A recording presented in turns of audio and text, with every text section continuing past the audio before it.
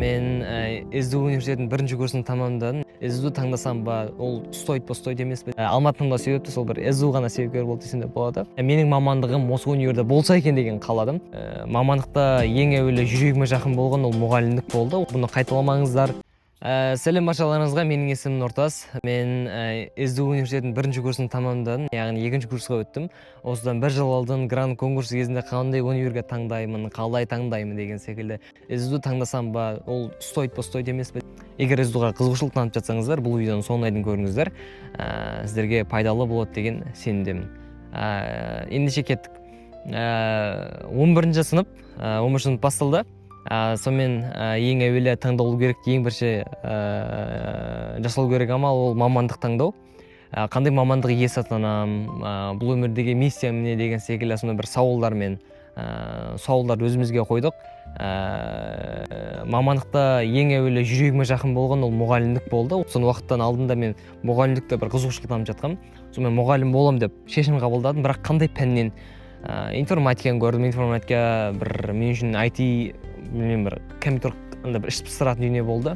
Химия, биология, физика, математика деген секілді пәндер болды, бірақ та ең әуелі жүрегіме жақын болған ол тарих мамандығы болды. Тарих мұғалімі, тарих азыған себепті және де тарихты таңдауға тура келді. Жүрекпен таңдадым, былайша айтқанда қалауыммен.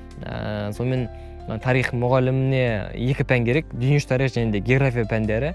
Сонымен дышты гео бағытын таңдадық. Кейінгі сұрақ мамандық таңдап болғаннан кейін қандай курспен немесе немен дайындаламын деген сұрақ болды. Бірақ та отбасылық жағдайларға байланысты, белгілі бір жайттарға байланысты ұбт-ға өзім дайындаламын деп шешім қабылдадым. Сонымен мектептен кітаптарды, ютубтан тегін сабақтарды іздей бастадым. Бір белгілі бір материал жиналып қалды. Сонымен дайындала бердім. Күнделікті бір әрекет үздіксіз. Сонымен қыстық уақыты болып қалды. Қаңтар ұбт-дан өттік. Содан кейін қандай универге түсем деген секілді сондай бір сұрақтар бола бастады. Іздей бастадық. Сонымен ең әуелі мамандығымна сай универлер бар екен. Қарағанды Бөкетов, Абай бар екен, ЕНУ бар екен деген секілді. Сонымен СУ бар екен, қателеспесем. Бірақ та барлық универлерде гуманитарлық пәндер деп тұр, бірақ та именно СУ-да тарих деп тұр. Сонымен не үшін бұл именно СУ-да бөлек деген секілді бір СУ-да жоқ па не деген секілді ой болды. СУ-да былайша айтқанда көрген кезде менің мамандығым осы универде болса екен деген қаладым. Сонымен сұрастырып көрдім, жазып көрдім анеге СУ-дың өзінің аккаунтына. Сонымен бар екен. Қатты қуандым, бірақ та бір ішкі сенімсіздіктер болды. Бір болмай қалады деген секілді. Неге? Себебі сол кезде бір 90 балл жинап жүргенмін. Мен 100 балдан ассам болды, 105 балдан ассам болды, грант атанам деген секілді. Грантқа түссем болды деген секілді. Бірақ та Наурыз ұбт-дан 22 балл жинап, сенімділігі мүлде артты. Менің қолымнан келеді екен ғой деген секілді. Содан кейін СУ-ға бір түсем деген бір ниет мақсат пайда болды. Нағыз тапсырдық, нағызда 2 рет 117 балл жинап, енді грант конкурсы жақындаған кезде нағыз таңдаулар болды. Қандай универге түсемін деген. Балым нормальный, орташа, және де менде таңдаулар болды.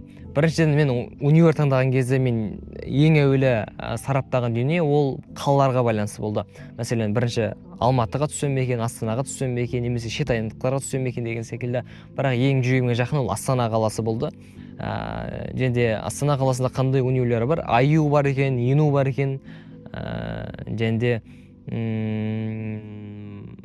бұл универлер шыны керек маған қатты тартпады, ұнамады, білімдері жақсы болса да, бірақ та олардың активный өмірлері, студенттік өмір даму деген секілді дүниелері. Бірақ та Алматыда бар екен. Алматы емес, оның ішіндегі СУ керемет екен. Алматының да себепті сол бір СУ ғана себепкер болды десем де болады. СУ бар екен. СУ сапалы біліммен қатар жаңағыдай активный өмірі, студенттік белсенділік, даму, орта деген секілді дүниелердің болуы шыны керек бір таңдауыма ерекше септігін тигізді. Бірақ та жүрегім Астананы қалап тұрып жағынан сондай бір қиын таңдаулардың арасы. Сонымен анам Нұртас, жүрегің тыңдаса, егер СУ-ға қалайтын болсаң, СУ-ға түссең қалай болады деген секілді сондай бір ұсыныс айтты. Сонымен грант конкурсына бардық. Мен оған дейін бір нақты емес, менің грант конкурсындағы қатты білмеймін, былайша айтқанда қалай таңдау жасау керек. Сонымен бардық. сол кезде примерно таңдаулар жасадым. Бірінші СУ қойдым, одан кейін аю, одан кейін Букетов, одан кейін Ашиметтегі Оғынбуды таңдадым. Ең қызығы, мен 4 таңдау жасайтын кезде төртеуіне бірдей мамандық жазғам, яғни тарих мұғалімі. Негізінен бұл болмайды. Бұны қайталамаңыздар. Грант конкурс кезінде сіздер бір мамандықты бір-ақ рет таңдай аласыздар.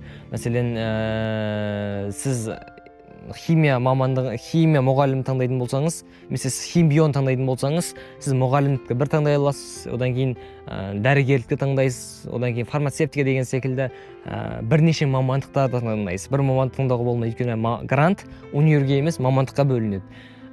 Сонымен төртеуіне бір мамандық таңдап қойып, төртеуі де күйіп кететін жағдайға барған. Себебі егер де мен СДО-ға түсе алмай қалған жағдайда төртеуі де күйіп кетіп, мен грантсыз қалатын едім, ешқандай грантсыз.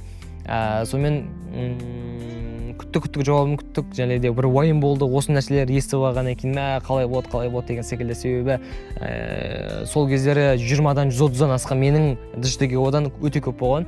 Оның барлығы көпшілік СДО-ға түссе қалай болады деген секілді. 117 балдың өзі бір 50-50 болды.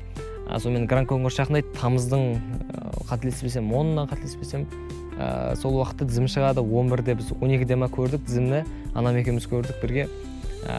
Іздей бастадым, астан түстім тарих мұғалімдігіне. Іздей бастадым, түстім.